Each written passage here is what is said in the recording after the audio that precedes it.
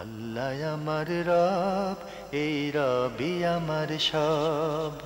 দামে দামে তুন মনে তারি অনুভব। তোমার দুনিয়াতে আমি যেদিকে তাকাই, অথই নিয়ামতে ডুবে আছি সবাই। পাক পাখালির গানে শুনি তসবি কালো রব, তসবি কালো রব। আল্লাহ আমার রব, এই রবি আমার সব। আসসালামু আলাইকুম, আলহামদুলিল্লাহ, আসসালাতু ওয়াসসালাম আলা রাসূলিল্লাহ। প্রিয় দর্শক, আপনারা যারা দেশে আছেন প্রবাসে, সবাইকে জানাই মাহে রমজানের শুভেচ্ছা। শুরু হলো পবিত্র রমজান উপলক্ষে আনটিভি আয়োজিত এবং লাভেলো নিবেদিত বিশেষ অনুষ্ঠান আপনার জিজ্ঞাসা। আপনাদের সাথে আছি আমি জয়নুল আবেদিন আজাদ, আর আপনাদের মনে থাকা প্রশ্নের জিজ্ঞাসার জবাব দিচ্ছেন বিশিষ্ট আলেম ডক্টর মোহাম্মদ সাইফুল্লাহ। আসসালামু আলাইকুম ওরহমতুল্লাহি ওয়া বারাকাতুহু। প্রিয় দর্শক, আজকের অনুষ্ঠানে প্রথম চিঠিটি পাঠিয়েছেন আবুল কাশেম। লিখেছেন, একটি গাভী কুরবানি দেওয়ার নিয়ত করেছি, কিন্তু গাভীটি অসুস্থ হওয়ার পর বিক্রি করে দিয়েছি। এখন গাভী বিক্রি করা টাকাগুলো কি করব? সেগুলো দিয়ে ভাগে কোরবানি দেওয়া যাবে কি? ধন্যবাদ। আপনি একটি গাভী কোরবানি দেওয়ার জন্য নিয়ত করেছেন, সেক্ষেত্রে ওই টাকা দিয়ে আপনি একটি গাভীও কিনতে পারেন। আর যদি গাভী কেনা না যায়, তাহলে সেক্ষেত্রে আপনি ভাগে অংশগ্রহণ করতে পারবেন। কিন্তু সেই টাকা দিয়ে যদি গাভী কেনা যায়, সেটা সবচেয়ে উত্তম।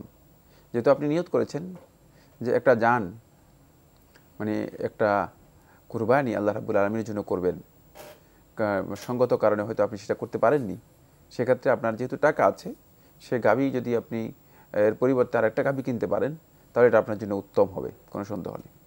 কিন্তু সেটা যদি আর্থিকভাবে ওই গাভী বিক্রি করার পর এখন গাভী কেনার মতো মানে এই টাকায় না হয়ে থাকে, এই টাকা দিয়ে আপনি যদি অংশগ্রহণ করেন, সেটা আপনার জন্য জায়েজ রয়েছে। তবে অংশগ্রহণের চেয়ে একটি জান পরিপূর্ণরূপে কোরবানি করা এটি উত্তম বেশি। সেক্ষেত্রে আপনি একটা ছাগল জবাই করতে পারেন। আপনার জন্য উত্তম হচ্ছে একটি ছাগল জবাই করে দিতে পারেন। গাভী এর পরিবর্তে আপনি একটা ছাগল জবাই করতে পারেন। আমরা জানলাম, প্রিয় দর্শক, আমাদের হাতে আরও একটি চিঠি পাঠিয়েছেন আলতাফ হোসেন।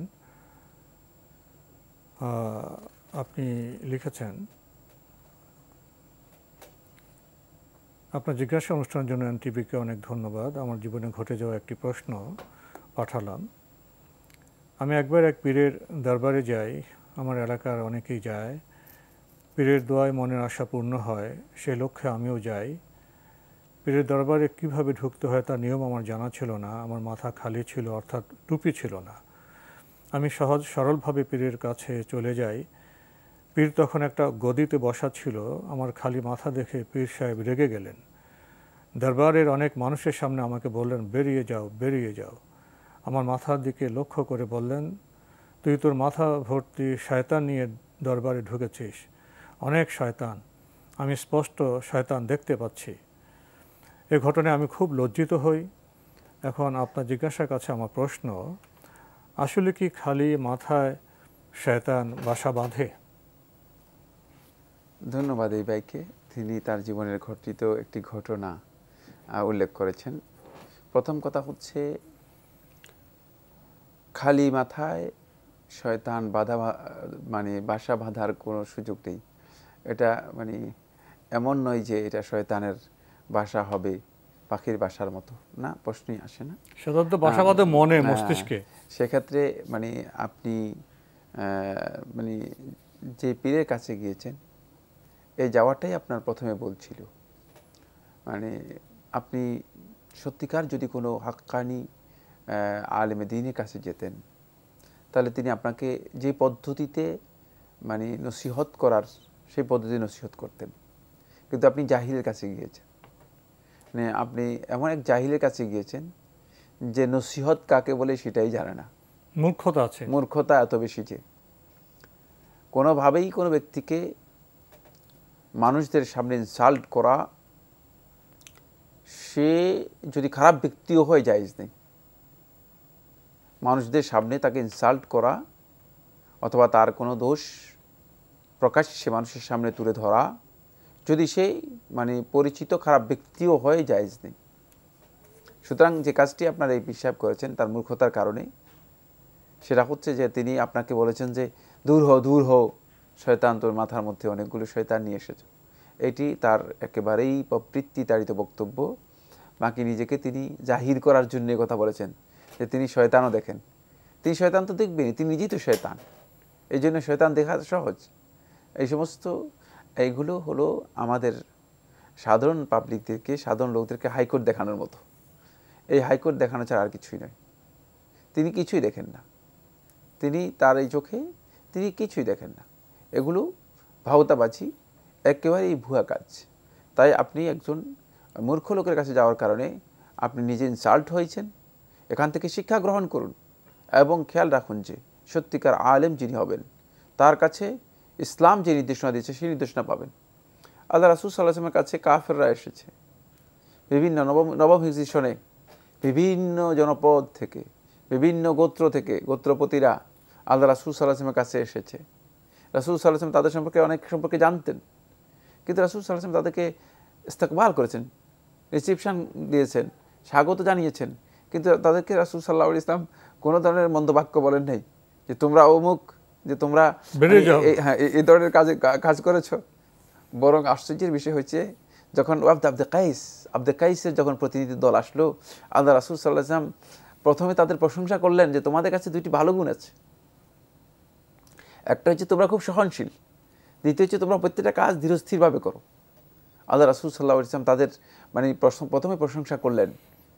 মানে তারা যখন রাসূল সাল্লাল্লাহু আলাইহি ওয়াসাল্লামের মুখে তাদের প্রশংসা শুনলো, তখন তারা আরেকটু মানে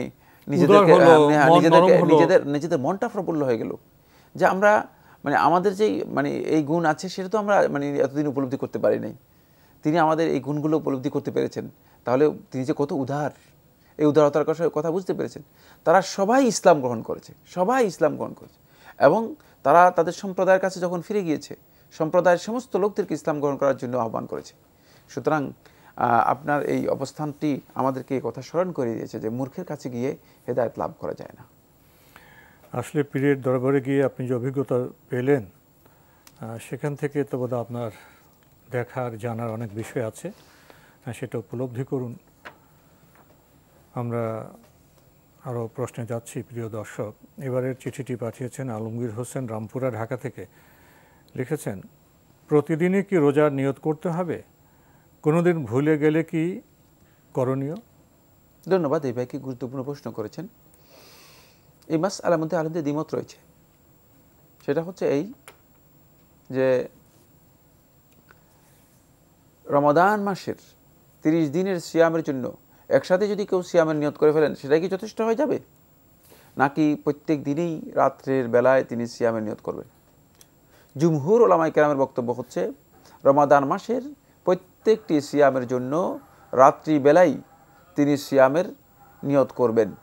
যেহেতু আল্লাহ রাসূল সাল্লাল্লাহু আলাইহি ওয়াসাল্লাম থেকে একটি সহিহ হাদিস সাব্যস্ত হয়েছে, রাসূলুল্লাহ সাল্লাল্লাহু আলাইহি ওয়াসাল্লাম হাদিসের মধ্যে ইরশাদ করেছেন, মান লাম ইউবাইয়িতি সিয়ামা মিনাল লাইলি ফালা সিয়ামা লাহ। যে ব্যক্তি রাত্র থেকে সিয়ামের নিয়ত কমপ্লিট না করলো তার সিয়াম হবে না, তার সিয়াম নেই। তার কারণ হচ্ছে এটা যে আপনি যে সিয়ামের মধ্যে কোনো কাজ করতেছেন না। আসলে সিয়ামটা হচ্ছে পরিপূর্ণ আত্মার্ক, ছেড়ে দেয়া, মানে বিরত থাকার নাম। যেহেতু এখানে কোনো কাজ নেই, এই জন্য আপনাকে নিয়ত দিয়েই সেটা শুরু করতে হবে, আর এই নিয়তটা রাত্রেই আপনাকে কমপ্লিট করতে হবে। এটা হলো জুমহুর উলামায়ে কেরাম বক্তব্য। এই মাসআলার মধ্যে হানাফি স্কুল অফ থটের উলামায়ে কেরামদের মধ্যে একদল উলামায়ে কেরাম কথা বলেছেন যে যদি, এটা ইমাম মালিক রাহমাতুল্লাহ একটি রিওয়ায়াতে সাব্যস্ত হয়েছে, যদি কেউ রমাদান মাসের শুরুতেই 30 দিনের সিয়ামের নিয়ত করে ফেলেন, তাহলে তার সিয়াম মানে পরিপূর্ণ হয়ে যাবে, যেহেতু তিনি নিয়ত আগেতেই করেছেন আমি এই মাস পুরো মাসের সিয়াম পালন করব। তাদের এই বক্তব্যের মধ্যে এক জায়গায় গিয়ে মিস্টেক রয়েছে, সেটা হচ্ছে এই, যদি কোনো কারণে কোনো ব্যক্তি মানে এমনভাবে অসুস্থ হয়ে যান, অথবা এমনভাবে মানে তিনি মানে ঘুমিয়ে পড়েন, দেখা গেল যে তিনি মানে রাত্র নিয়ত করেন নাই, একেবারে শেষ দিন শেষ হয়ে গেছে, পরের দিন শেষ হয়ে গেছে, 3 দিন পরে তিনি জাগ্রত হয়েছেন, তিনি কি সিয়াম রোজাদার হিসেবে আখ্যায়িত হবেন? আসল কথা তাদের মতেও হবেন না, যেহেতু মানে তিনি সিয়াম পালনের যেই মূল যে নিয়তটুকু সেটা করেন নাই। এই জন্য যেহেতু সিয়াম প্রত্যেকটি সিয়াম এর এটি ইবাদত মুস্তাকিল্লাহ, পৃথক স্বতন্ত্র ইবাদত। প্রত্যেকটি সিয়াম পৃথক স্বতন্ত্র ইবাদত। তাই প্রত্যেকটি ইবাদতের স্বতন্ত্র নিয়ত করা এটাই হচ্ছে সংগত, এটাই অধিকাংশ ওলামায়ে কেরামের বক্তব্য, আর এটাই গ্রহণযোগ্য। এক্ষেত্রে আগেই নিয়ত করে নেবেন। এখানে প্রসঙ্গত একটি বিষয় বলে দিচ্ছি, নিয়ত করার অর্থ কী? নিয়ত করার অর্থ হচ্ছে আপনি অন্তরের মধ্যে ইচ্ছা করছেন যে আগামীকাল সিয়াম পালন করবেন, এটাই হচ্ছে নিয়ত করা। এর জন্য কোনো ধরনের টেক্সট নেই, নাওয়াইতুয়ান আসুম্মা গাদান, মানে এই যে মানে একটা নিয়তের যে টেক্সট আমরা শুনে থাকি, এই ধরনের কোনো নিয়ত করার প্রয়োজন নেই। এটা শুধুমাত্র মুখে যারা পড়ার কথা বলে থাকেন তাদের এক দলের বক্তব্য বা গবেষণা, ব্যক্তিগত গবেষণা, রাসূলুল্লাহ সাল্লাল্লাহু আলাইহি ওয়াসাল্লামের নির্দেশনা অথবা সাহাবায়ে কেরামের হাদিসের বক্তব্যের মাধ্যমে সাব্যস্ত হয়নি। তাই এটাকে ইবাদত হিসেবে গ্রহণ করাটি শরিয়া সম্মত নয়, সুন্নাহ সম্মত নয়। আপনি রাতে নিয়তের কথা বললেন, এর সময়সীমা শেষ কখন হবে? ওই যে সুবহে সাদেকের আগ পর্যন্ত। জি, সুবহে সাদেকের আগ পর্যন্ত। জি, আমরা জানলাম। প্রিয় দর্শক, আপনি আরও লিখেছেন, ঘুমিয়ে সজাগ হতে না পারায় সাহারি না খেয়ে রোজা রাখা যাবে? রোজা রেখে পানি পিপাসায় খুব কষ্ট হলে কি রোজা ভাঙা যাবে? ভেঙে ফেলে পরবর্তীতে কিভাবে রোজা রাখবো? ধন্যবাদ। এভাবে কয়েকটা প্রশ্ন একসাথ করে দিয়েছেন। প্রথম কথা যেটা, সেটা হচ্ছে এটা আগের কথার সাথে আমাদের সম্পর্ক রয়ে গেছে। সেটা হচ্ছে সাহারি না খেয়ে যদি আপনি সিয়াম করেন, আর সিয়াম যদি আপনার এমন হয় যে মানে আপনি আগে নিয়ত করেছেন, তাহলে আপনার সিয়াম হয়ে যাবে। কিন্তু যদি সিয়ামের নিয়তই না করে থাকেন, আপনি 12টার দিকে ঘুম থেকে উঠছেন, সাহারিও করেন নাই, সিয়ামেরও নিয়ত করেন নাই, মানে আপনি এরপরে আপনি পুরা দিন আপনাকে অবশ্যই ওয়াজিব হচ্ছে আপনি সিয়াম পালন করবেন, কিন্তু আপনি সিয়ামের নিয়ত না করার কারণে আপনার সিয়াম হবে কিনা আলেমদের মধ্যে দ্বিমত রয়েছে। একটু এই জন্য যে কাজটি আপনাকে করতে হবে সেটা হচ্ছে এই যে আপনি যদি এই আশঙ্কা থাকে, তাহলে আপনি শোয়ার সময় নিয়ত করবেন আগামীকাল আমি সিয়াম পালন করব। মানে সিয়ামের আপনি যেই মানে ইন্টেনশনটা আছে সেটা আপনার মধ্যে থাকলেই যথেষ্ট হয়ে যাবে। সেক্ষেত্রে সাহারি না খেলেও আপনার সিয়াম শুদ্ধ হয়ে যাবে।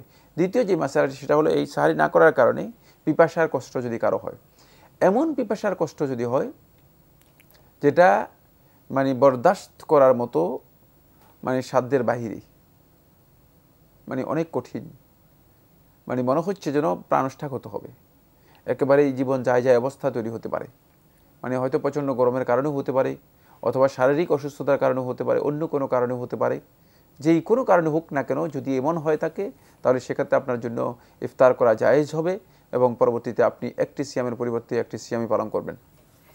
কিন্তু সামান্য কষ্ট যদি হয়, যেটা সম্ভব, মানে আপনি কি করতে পারেন, সহ্য করতে পারেন, মানে এটা টলারেবল, আপনি সহ্য করতে পারেন এমন, সেই ক্ষেত্রে আপনার জন্য কোনোভাবেই মানে সিয়াম ভঙ্গ করা জায়েজ নেই। কারণ আপনি ইচ্ছাকৃত সিয়াম ভঙ্গকারীদের মধ্যে অন্তর্ভুক্ত হয়ে যাবেন যদি আপনি এই কাজটি করেন, বরং আপনি সিয়াম কন্টিনিউ করবেন।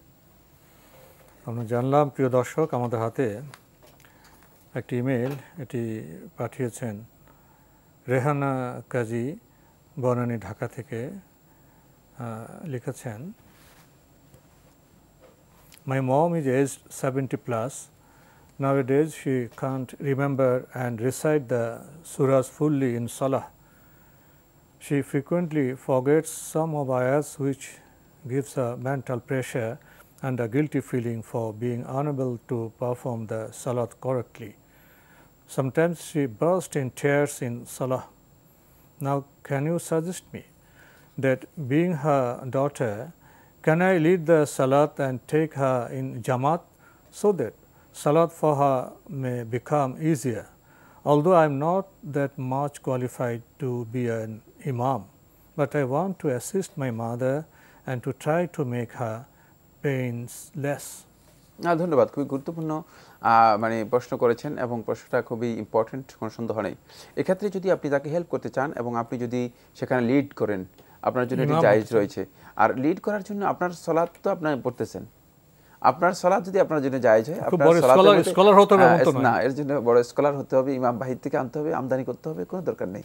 যিনি তার সালাত শুদ্ধ হলে তার সালাতের মধ্যে ইমামতিও শুদ্ধ, যার সালাত শুদ্ধ তার সালাতের মধ্যে ইমামতিও শুদ্ধ। যেহেতু আপনি আপনার সালাত আদায় করতেছেন, সেক্ষেত্রে আপনি যদি আপনার সালাতে ইমামতি করেন এবং সেক্ষেত্রে যদি আপনার মা আপনাকে ইক্তেদা করে থাকে, আপনার এটা মানে সহজ হবে। আর এক্ষেত্রে দুজনেরই সালাত জামাতে আদায় হয়ে যাবে, আরও আপনারা জামাতে যে ফজিলত রয়েছে সেই ফজিলতটুকু আপনারা পেয়ে যাবেন। সুতরাং এটা আপনার জন্য জায়েজ রয়েছে। ইমামতি করবেন, কি মনে মনে ইমামতি করছে এরকম কোনো ধারণা করতে হবে? হ্যাঁ, ইমাম তো অবশ্যই তিনি ইমামতির উদ্দেশ্যে তিনি দাঁড়াবেন। জি, সেই নিয়তটা থাকতে জি, অবশ্যই ইমামতির জন্য তিনি এরকম ভাষার প্রয়োজন হবে না। এটা ভাষা মানে উচ্চারণ করার প্রয়োজন নেই যে আমি আনা ইমামুল লিহাযাল মুক্তাদি, যে আমি এই মুক্তাদির ইমাম, এ কথা বলার প্রয়োজন নেই। ইমাম এতটুকু যে ইমামতি করছেন, সালাতে লিড করছেন, এটাই তার মানে ইন্টেনশন থাকলেই যথেষ্ট হয়ে যাবে ইনশাআল্লাহ। আমাদের হাতে একটি ইমেল, এটি পাঠিয়েছেন আব্দুর রব মিয়া। লিখেছেন, আমার বাবা ইন্তেকাল করেছেন প্রায় 17 বছর হয়েছে। আমার বাবা একজন পীর পূজারী ছিলেন। বিষয়টি আমি নিজে দেখেছি। উনি তার পীরের পায়ে সেজদা দিতেন এবং নামাজও পড়তেন। এখন আমি তো ওনার সন্তান, আমি কি ওনার জন্য কোনো দান সাদকা করলে উনি তা পাবেন? আল্লাহ তাআলা কি ওনাকে এইসব দান সাদকার বিনিময়ে ক্ষমা করবেন? আর আমি আমার বাবার জন্য কি করতে পারি একটু বলবেন? ধন্যবাদ। ভাই কঠিন একটি প্রশ্ন করেছেন। তার কাছে প্রশ্নটি তার কাছেও কঠিন, আমাদের কাছেও কঠিন। নিজের পিতা যিনি শিরকের মধ্যে লিপ্ত ছিলেন, এই পিতার জন্য তিনি কি করতে পারেন? এই পিতার জন্য আপনি দোয়াও করতে পারবেন না, মাগফিরাতের জন্য দোয়া করতে পারবেন না, তার জন্য আপনি দান খায়রাত সাদকা কিছু করতে পারবেন না। পারবেন না, কারণ তিনি শিরকের মধ্যে লিপ্ত ছিলেন এবং শিরক অবস্থায় তার হয়তো মৃত্যু হয়ে গিয়েছে। এক্ষেত্রে শেখুল ইসলাম ইবনে তাইমিয়া রাহমাতুল্লাহ একটি কথা আমার মনে পড়েছে। তিনি তার মজু ফতোয়ার কোনো এক জায়গায় আমি পড়েছি, লিখেছেন, যদি এমন হয় যে কারো ব্যাপারে সন্দেহ তৈরি হয় তার মৃত্যু কি শিরক অবস্থায় হয়েছে না ঈমানদার অবস্থায় হয়েছে, তিনি নামাজও পড়তেন, তাহলে সেই ক্ষেত্রে যে কাজটি করা যায় সেটা হলো যে আল্লাহ তাআলার কাছে শেখুল ইসলাম ইবনে তাইমিয়া রাহমাতুল্লাহ তিনি নাকি করতেন, তিনি বলেছেন যে তিনি করতেন, যে যদি তার ঈমানের উপর মৃত্যু হয় আল্লাহ তাকে ক্ষমা করে দাও, এই ধরনের দোয়া করা যেতে পারে। মানে সেক্ষেত্রে আপনি তার জন্য এই দোয়া করতে পারেন আল্লাহ তাআলার কাছে, আল্লাহ যদি তিনি মানে তার ঈমানের উপর মৃত্যু হয়, তিনি যে কাজে লিপ্ত ছিলেন সেই কাজ থেকে তাকে মুক্ত করে দিয়ে তাকে আপনি যদি মেহেরবানি করে ক্ষমা করে দেন, এর জন্য আল্লাহ তাআলার কাছে ক্ষমা চাইতে পারেন। একটি মাসআলা এখানে আমি দৃষ্টি আকর্ষণ করতে চাই, সেটা হচ্ছে এই, আমাদের সমাজের মধ্যে এটি ব্যাপক রয়েছে। অনেকে শিরকের বিষয়গুলো বুঝেন না, সেটা অজ্ঞতার কারণে, মূর্খতার কারণে এবং শরীয়তের বিধানগুলো সম্পর্কে যথাযথ জ্ঞান না থাকার কারণে, ফলে এই ধরনের কাজে অনেকেই লিপ্ত হয়ে যান। তাই অজ্ঞতার কারণে যদি তাদের এই ধরনের কাজে লিপ্ত হয়ে থাকে, মানে তাদের জন্য আল্লাহ তাআলার কাছে মানে আমরা এতটুকু ফরিয়াদ করতে পারি, আল্লাহ এ লোকটা অজ্ঞ ছিল, এই বিষয় সম্পর্কে তাকে বোঝানোর চেষ্টা করা হয়েছে কিন্তু বুঝতে পারেনি, আপনি যদি মেহেরবানি করে ক্ষমা করেন, আপনি ক্ষমা করতে পারেন। আল্লাহ রাব্বুল আলামিনের কাছে এই ধরনের দোয়া করা যেতে পারে।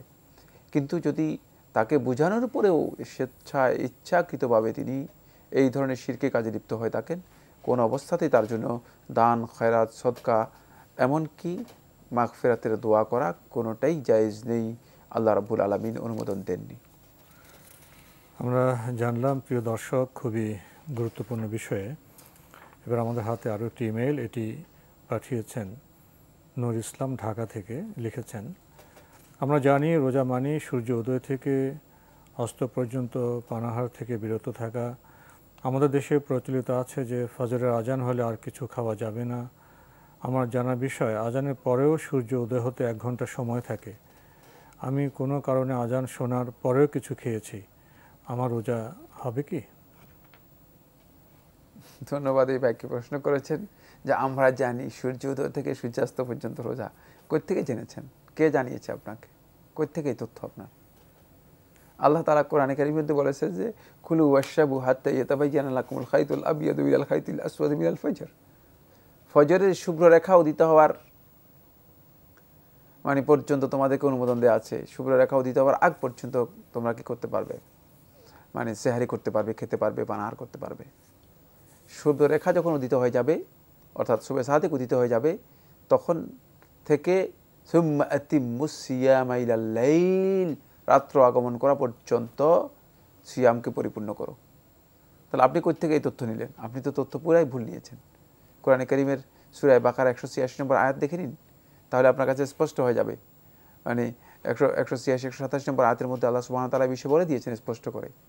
সুতরাং আপনার এই তথ্য ভুলের কারণে আপনি বড় ধরনের বিপর্যয়ের মধ্যে পড়ে গেছেন। আপনি মনে করেছেন সূর্য মানে উদয় হওয়া পর্যন্ত সুযোগ রয়েছে, সূর্য উদয়ের আগ পর্যন্ত আপনি সেহরি করতে পারবেন। ফলে আপনি ইচ্ছাকৃতভাবে যদি এই কাজটি করে থাকেন, আপনার সিয়াম হয়নি। ইচ্ছাকৃত সিয়াম ভঙ্গকারী যেই অপরাধ রয়েছে সে অপরাধে আপনি অপরাধী হবেন। এর জন্য আপনাকে অবশ্যই সিয়ামের কাদা করতে হবে এবং আপনি বড় ধরনের গুনাহগার হবেন, বড় ধরনের গুনাহগার হবেন। আমরা জানলাম। প্রিয় দর্শক, আমাদের হাতে আরও একটি ইমেল, এটি পাঠিয়েছেন মালেক কিবরিয়া। লিখেছেন, আমি এতদিন ব্যাংকে চাকরি করতাম, গত বছর অন্য একটা চাকরিতে ঢুকেছি। ব্যাংক থেকে প্রভিডেন্ট ফান্ডে টাকা পেয়েছি, যার মধ্যে সুদের অংশও আছে।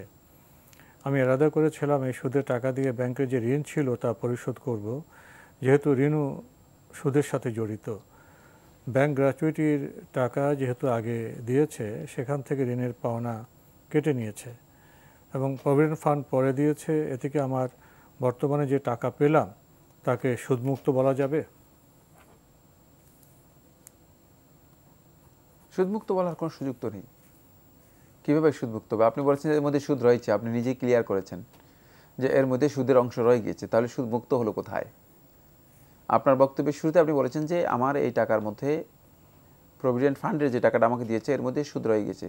সুদের যে টাকাটুকু রয়ে গেছে সেটা আপনাকে অবশ্যই আলাদা করে এগুলো উজুহুল খায়ের, কল্যাণমূলক কাজে ব্যবহার করতে হবে। এর মালিকানা আপনার সাব্যস্ত হবে না। ফালাকুম রুউসু আমওয়ালিকুম, শুধুমাত্র মূলধন যে ক্যাপিটাল আছে তার মালিকানা আপনার সাব্যস্ত হবে, সেটা আপনি নিতে পারবেন। আরও লিখেছেন, যদি উপরোক্ত আলোচনায় টাকা সুদমুক্ত না হয়, তাহলে জাকাত হিসাব করার সময় কি প্রভিডেন্ট ফান্ডের সুদের টাকা বাদ দিয়ে বাকি টাকার জাকাত দেব? উপরোক্ত দুটা সমস্যার প্রেক্ষিতে কি অব্যবস্থা নিলে সুদের প্রভাব থেকে রক্ষা পাব? জানালে উপকৃত হব। ধন্যবাদ। সেক্ষেত্রে আপনি অবশ্যই টাকাটা বের করে দেবেন। এই টাকা তো আপনার মালিকানায় সাব্যস্ত হয় নাই। হারাম টাকা যেটা আপনার মালিকানায় সাব্যস্ত হয় নাই, সেটা আপনি আপনার ইনকাম অথবা আপনার মানে টাকার মধ্যে আসবে না, সেটা আপনি কোনোভাবেই হিসাবের মধ্যে আনবেন না। এক্ষেত্রে আপনার জাকাতযোগ্য সম্পদের মধ্যে ওই হারামটা আসবেই না। হারামটা আপনাকে অবশ্যই উজুহুল খায়ের, কল্যাণের কাজ যেগুলো রয়েছে, ভালো কাজ যেগুলো রয়েছে সেগুলোর মধ্যে আপনি ব্যয় করে দেবেন, আর বাকি এই টাকা বাদ দিয়ে আপনি জাকাতের টাকা হিসাব করবেন। আমরা জানলাম। প্রিয় দর্শক, আমাদের হাতে আরও একটি ইমেল পাঠিয়েছেন তানবীর আহমেদ চট্টগ্রাম থেকে। লিখেছেন, আল্লাহ আপনাদের এনটিভির জিজ্ঞাসাকে কবুল করুন। লিখেছেন, আমাদের সমাজের উচ্চবর্গের থেকে নিচের স্তরের সকল মানুষ ইসলাম মানতে চায়, কিন্তু বেশিরভাগ মানুষ জানে না সালাত কীভাবে আদায় করতে হবে। কিন্তু বেশিরভাগ মানুষ জানে না পুরুষ এবং নারীর সালাত আদায় পদ্ধতি এক। কিন্তু বেশিরভাগ মানুষ মানতে চায় না। দয়া করে সালাত সকলের জন্য একই পদ্ধতি, কোরআন এবং হাদিসের মতে, এ বিষয়ে একটু বলবেন? তেমন কোনো প্রশ্ন নয়, জাস্ট তিনি একটা মানে তার একটা বক্তব্য আর্জি তুলে ধরেছেন। সালাতের পদ্ধতি আমাদেরকে জানতে হবে রাসূলুল্লাহ সাল্লাল্লাহু আলাইহি ওয়াসাল্লামের কাছ থেকে, কোনো সন্দেহ নেই। আল্লাহ নবী সাল্লাল্লাহু আলাইহি ওয়াসাল্লামের যেই পদ্ধতি, দেখানো পদ্ধতি রয়েছে সেই পদ্ধতি আমাদেরকে জানতে হবে। আমরা অনেকেই সালাত সম্পর্কে অজ্ঞ এবং জানি না, জানার চেষ্টাও করি না। আপনি ঠিক বলেছেন, আপনার বক্তব্য ঠিক আছে। কিন্তু রাসূলুল্লাহ সাল্লাল্লাহু আলাইহি ওয়াসাল্লাম নারী এবং পুরুষের সালাতের মধ্যে কোনো পার্থক্য করেন নাই, কোনো হাদিস দ্বারা প্রমাণিত হয়নি। রাসূলুল্লাহ সাল্লাল্লাহু আলাইহি ওয়াসাল্লাম সালাতের যে দিক নির্দেশনা দিয়েছেন সহিহ বুখারী হাদিসের মধ্যে, সল্লু কামা রাআইতুমুনি উসাল্লি, তোমরা সালাত আদায় করো যেভাবে আমাকে সালাত আদায় করতে দেখেছো। সেখানে আল্লাহ নবী সাল্লাল্লাহু আলাইহি ওয়াসাল্লাম কোনো পার্থক্য করেন নাই। নবী সাল্লাল্লাহু আলাইহি ওয়াসাল্লাম সালাত যারা বর্ণনা করেছেন, নবী সাল্লাল্লাহু আলাইহি ওয়াসাল্লাম স্ত্রীগণ, তারা রাসূলুল্লাহ সাল্লাল্লাহু আলাইহি ওয়াসাল্লামের একটি হাদিসও বর্ণনা করেন নাই যে হাদিসের মধ্যে নারী এবং পুরুষের মধ্যে সালাতের মধ্যে পার্থক্য করেছে। সুতরাং প্রশ্নই আসে না। এই বিষয়টি দীর্ঘ আলোচ্য বিষয়। যারা ইজতিহাদ করে নারী এবং পুরুষের সালাতের মধ্যে পার্থক্য করেছেন, এটা কেবল ইজতিহাদ, নিছক ইজতিহাদ, দলিল ভিত্তিক নয়। দলিল ভিত্তিক নয়, যেহেতু রাসূলুল্লাহ সাল্লাল্লাহু আলাইহি ওয়াসাল্লাম পার্থক্য করেন নাই, পার্থক্য করার প্রশ্নই আসে না। আমাদের হাতে একটি ইমেল, এটি পাঠিয়েছেন কুইন কানিজ। লিখেছেন, পেট ভরার পর আরও খেলে কি কেউ কাফের হয়ে যায়, নাকি এটি মাকরুহ? অনেকের তো পেট ভরে খাওয়ার পরেও আরও খেতে ইচ্ছে করে, কিন্তু খেয়ে যদি সে ইবাদত করতে পারে, এতেও কি সে কাফের, নাকি এটা মাকরুহ? ধন্যবাদ এই ভাইকে, খুব গুরুত্বপূর্ণ প্রশ্ন করেছেন যে পেট ভরার পর আরও যদি খায় তাহলে কি সে কাফের হয়ে যাবে? না, কাফের হবে না। আপনি সম্ভবত ইমাম তিরমিজি যে রিওয়ায়াতটি রয়েছে সেটাকে আপনি সামনে এনে মানে মনে করেছেন যে যেহেতু রাসূলুল্লাহ সাল্লাল্লাহু আলাইহি ওয়াসাল্লাম হাদিসের মধ্যে বলেছেন যে মুমিন ব্যক্তি এক ভুঁড়িতে খায় আর কাফের 7 ভুঁড়িতে খায়, মানে এই কথাকে আপনি মানে নিয়ে গিয়েছেন যে তাহলে যদি কেউ পরিপূর্ণ ভুঁড়ি ভোজন করে অর্থাৎ ভুঁড়ি পুরে খায় তাহলে সে কাফের হয়ে যাবে না। এখানে কাফের বোঝানোর উদ্দেশ্য, এখানে রাসূল সাল্লাল্লাহু আলাইহি ওয়াসাল্লাম ইমানদার ব্যক্তিদের খাবার যেই মানে ধরন হবে, প্রক্রিয়া হবে, আর কাফের ব্যক্তিদের খাবারের যে প্রক্রিয়া রয়েছে সেই প্রক্রিয়ার দিকে ইঙ্গিত করেছেন। আর মানে পেট পূর্ণ করে পরিপূর্ণরূপে খাওয়া এটি ওলামায়ে কেরামদের কাছে অপছন্দনীয় বিষয়। এটাকে ইবনুল কাইয়িম রাহিমাহুল্লাহ তাআলা উল্লেখ করেছেন নবী সাল্লাল্লাহু আলাইহি ওয়াসাল্লামের যে নির্দেশনা রয়েছে এই নির্দেশনার পরিপন্থী, এটা এই জন্য একদল ওলামায়ে কেরাম অপছন্দ করেছেন, অপছন্দনীয় বিষয়। এটা মাকরুহ, হ্যাঁ, অপছন্দনীয় বিষয়। বাকি এটি জায়েজ, যদি কেউ মানে পেট পরিপূর্ণ করে খান এটি জায়েজ রয়েছে। এর দলিল কি? দলিল হচ্ছে আবু হুরায়রা রাদিয়াল্লাহু আনহু বলেন, আবু হুরায়রা থেকে বর্ণিত হাদিস দ্বারা প্রমাণিত হয়েছে। আল্লাহ রাসূল সাল্লাল্লাহু আলাইহি ওয়াসাল্লাম আবু হুরায়রা রাদিয়াল্লাহু আনহুকে বললেন যে তুমি পান করো। আবু হুরায়রা পান করলেন, পান পাত্র, দুধের পাত্র রাসূলুল্লাহ সাল্লাল্লাহু আলাইহি ওয়াসাল্লাম আবু হুরায়রার হাতে তুলে দিয়ে বললেন যে তুমি পান করো। আবু হুরায়রা রাদিয়াল্লাহু আনহু পান করলেন, পান করে রাসূল সাল্লাল্লাহু আলাইহি ওয়াসাল্লামকে দিয়ে দিতে চাইলেন। রাসূল সাল্লাল্লাহু আলাইহি ওয়াসাল্লাম বললেন আরও পান করো, তিনি পান করলেন। তারপর তিনি রাসূল সাল্লাল্লাহু আলাইহি ওয়াসাল্লামকে পাত্র দিলেন, রাসূল সাল্লাল্লাহু আলাইহি ওয়াসাল্লাম আরও পান করো, তিনি আরও পান করলেন। পান করার পরে আল্লাহ রাসূল সাল্লাল্লাহু আলাইহি ওয়াসাল্লামকে যখন পাত্র দিলেন বললেন যে তুমি আরও পান করো। বললেন রাসূল সাল্লাল্লাহু আলাইহি ওয়াসাল্লাম লা আজিদু লি মাউদিআন, যে আমি আর সুযোগ পাচ্ছি না, আমি আর চান্স নেই, পরিপূর্ণ হয়ে গিয়েছে। সুতরাং এখান থেকে বোঝা যাচ্ছে যদি কেউ মানে পেট বা ভুঁড়ি মানে পরিপূর্ণ করে ভোজন করেন, খান, তাহলে এটা জায়েজ। তবে নবী সাল্লাল্লাহু আলাইহি ওয়াসাল্লামের মাকরুহ কোথায় পেয়েছি? সেটা হলো যে হাদিসটি বর্ণনা করেছেন সুনানের মধ্যে এসেছে, কানা আসহাবু রাসূলিল্লাহ সাল্লাল্লাহু আলাইহি ওয়াসাল্লাম লা ইয়াকুলুনা হাত্তা ইয়াশবাউ। নবী সাল্লাল্লাহু আলাইহি ওয়াসাল্লাম সাহাবায়ে কেরামগণ পরিতৃপ্ত হওয়া পর্যন্ত তারা খাইতেন না, তারা খাওয়াটাকে মানে একবারে পরিপূর্ণ হওয়া পর্যন্ত তারা খেতেন না। নবী সাল্লাল্লাহু আলাইহি ওয়াসাল্লামের হাদিস অনুযায়ী তারা খাবারকে মানে কম খেতেন এবং এটাকে সুন্নাহ হিসেবে গ্রহণ করেছেন। যেহেতু এই কাজটি সুন্নাহ এর সাথে সামঞ্জস্যপূর্ণ নয়, এই জন্য জুমহুর উলামায়ে কেরামের কাছে এটি অপছন্দনীয়, তবে এটি হারাম বা নিষিদ্ধ কাজ নয়, জায়েজ। আমরা খাওয়া প্রসঙ্গে জানলাম, প্রিয় দর্শক, এটা তো আমাদের প্রিয় প্রসঙ্গ। এই প্রিয় প্রসঙ্গে আমাদের জ্ঞানভিত্তিক কল্যাণভিত্তিক আচরণ করা উচিত, তাহলে বোধহয় আমরা সুস্থ থাকতে পারবো, অর্থাৎ আমাদের খেতে হবে কম। প্রিয় দর্শক, আমাদের হাতে আরও একটি ইমেল, যিনি পাঠিয়েছেন নাম প্রকাশে অনিচ্ছুক লিখেছেন, I am one of your audience and watching your program almost regularly. My questions are: 1. According to the Quran and Hadith, do son-in-law has to financially support to his mother-in-law regular basis? Even she has sons and daughters around her, but if they are not very much financially sound, শাশুড়িকে কি regular সাহায্য করতে বাধ্য মেয়ের জামাই? বাধ্য এই কথা এসেছে নাকি মানে মানে করবেন কিনা? বাধ্যবাধকতার বিষয়, son-in-law has to financially support to his mother-in-law regular basis, নিয়মিতভাবে। নিয়মিত ভালো তো বাধ্য না, রেগুলার বেসিস মানে তিনি প্রশ্ন করেছেন ডু দিয়ে, তো মানে বাধ্য না, মানে করতে পারবে কিনা, রেগুলার বেসিস করতে পারবে কিনা এটা বোঝাতে চেয়েছেন। না, করতে হবে কিনা রেগুলার, না, যদি করতে হবে কিনা প্রশ্ন হয় এক কথা, না, ওটা বাধ্যতামূলক নয়। মানে তিনি তার শাশুড়িকে রেগুলার বেসিসে নিয়মিত সাহায্য করতে হবে, আর্থিকভাবে সাপোর্ট দিতে হবে, এটা বাধ্যতামূলক নয়। তবে যদি শাশুড়ি এমন হয় যে তিনি আর্থিকভাবে মানে একেবারেই মানে অক্ষম, সামর্থ্যহীন, বিত্তহীন, অভাবী, তাহলে সেক্ষেত্রে তাকে সহযোগিতা করাটা তার জন্য উত্তম কাজ, এহসান, কোনো সন্দেহ নেই। এই এহসানটুকু তিনি করবেন। আর এহসান এই জন্য করবেন যেহেতু মানে তার মেয়ে মানে তার অধীনে রয়েছে, সেক্ষেত্রে মেয়ের একটা হক রয়ে গিয়েছে, সেই হকটাকে আদায় করার জন্য তিনি এ কাজটি করবেন। তবে এখানে কোনো ধরনের বাধ্যবাধকতা নেই, অব্লিগেশন নেই যে তিনি অবশ্যই শাশুড়িকে কী করতে হবে, নিয়মিত সহযোগিতা করে যেতে হবে। তার সামর্থ্য অনুযায়ী তিনি চেষ্টা করবেন সহযোগিতা করার জন্য। এই কাজটি ইহসানের মধ্যে অন্তর্ভুক্ত হবে, বাধ্যতামূলক নয় যে তাকে অবশ্যই সাহায্য করতে হবে। কিন্তু যদি তিনি মানবিক অবস্থায় চলে যান, সেটা হচ্ছে এই যে আর্থিক সংকটের কারণে, অভাবের কারণে মানবেতর জীবনে যদি চলে যান, সেক্ষেত্রে তার উপর ওয়াজিব হয়ে যাবে, যেহেতু মানে খুব কাছের মানুষ, নিকট আত্মীয়, মানে তিনি যদি মানে বড় ধরনের একটা বিপর্যস্ত অবস্থায় পড়ে যান, সেক্ষেত্রে এটি ঈমানের দাবি হয়ে যাবে তাকে সাহায্য করা। তাকে সাহায্য করাটা ঈমানের দাবি হয়ে যাবে। সেটা আরেকটি মাসালা, যদি এমন অভাব হয় থাকে। কিন্তু এ ধরনের অভাব যদি না থাকে, রেগুলারলি তাকে সাহায্য করার বিষয়টি শুধুমাত্র ইহসানের মধ্যে অন্তর্ভুক্ত হবে, উত্তম কাজ হবে এবং করাটা উচিত হবে। আপনি আরও লিখেছেন, can wife pressure her husband to help her mother financially regular basis?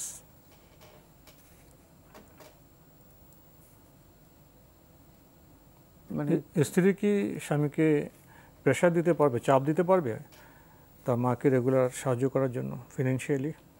না, স্ত্রীর জন্য এটা জায়েজ নেই এই ধরনের প্রেশার ক্রিয়েট করা বা এই ধরনের চাপ দেয়া, যে মানে তার মাকে সাহায্য করতে চাপ দেয়া অথবা তাকে বাধ্য করা। তবে স্ত্রী যদি মা অভাবী হয়ে থাকে, মায়ের কষ্টের কথাগুলো স্বামীকে জানাতে পারে, স্বামীর কাছে পেশ করতে পারে যে আমার মা কষ্টে আছে। এক্ষেত্রে যদি স্বামী মনে করেন যে তাকে সাহায্য করা দরকার, তিনি সাহায্য করবেন। কিন্তু কোনো স্ত্রী উচিত নয় যে জোরপূর্বক তার কাছ থেকে কিছু আদায় করে নেওয়া, মানে যেটা তার উপর বাধ্যতামূলক নয়, এমন কাজে তাকে বাধ্য করা। যদি এটি করেন তাহলে স্ত্রী গুনাহগার হবেন এর জন্য। তো আজকে আমাদের এখানে শেষ করতে হচ্ছে। আপনাকে অনেক ধন্যবাদ। আপনাকে অবশ্যই ধন্যবাদ। প্রিয় দর্শক, সময়ের কারণে আমাদের আজকের অনুষ্ঠান এখানে শেষ করতে হলো। তবে আপনাদের মনে জায়গা প্রশ্ন চিঠির মাধ্যমে, ইমেলের মাধ্যমে আমাদের ঠিকানায় পাঠাতে পারেন। পরিচালক আপনার জিজ্ঞাসা এনটিভি বিএসএসসি ভবন, 7ম তলা, 102 কাজী নজরুল ইসলাম এভিনিউ, কারওয়ান বাজার, ঢাকা 1215। ইমেল অ্যাড্রেস আপনার জিজ্ঞাসা @ntvbd.com। প্রিয় দর্শক, আপনারা আমাদের অনুষ্ঠান এনটিভি অনলাইনেও দেখতে পারবেন। ভিজিট করুন www.ntvbd.com। এছাড়া ইউটিউবে এবং আমাদের ভেরিফাইড ফেসবুক পেজে অনুষ্ঠান দেখতে পারবেন। প্রিয় দর্শক, আমাদের যে পরিবার, সেখানে নানা সম্পর্ক সূত্র আছে, বাবা মা আছেন, শ্বশুর শাশুড়ি আছেন, কতই না আমাদের আত্মীয়তার বন্ধন। সেখানে কখনো কেউ বিপর্যয়ে পড়ে যান, অভাবে পড়ে যান, সেখানে আমাদের মানবিক দায়িত্ব আছে। কখনো সেটা এহসানের পর্যায়ে আসে, আবার কখনো ওয়াজিব, ফরজ হয়ে যায়। এসব বিষয়গুলো যদি আমরা অনুধাবন করে উপলব্ধি করি এবং দায়িত্ব পালন করি, তাহলে আমাদের সংসার এবং সমাজ আরও সুন্দরভাবে পরিগঠিত হতে পারে। দেখা হবে ইনশাল্লাহ আগামীকাল একই সময়ে। প্রিয় দর্শক, মহান আল্লাহ আমাদের সবাইকে নিরাপদে রাখুন শান্তিতে। আসসালামু আলাইকুম। আল্লাহ আমার রব, এই রবি আমার সব, দামে দামে তুন মনে তারি অনুভব। আল্লাহ আমার রব, এই রবি আমার সব।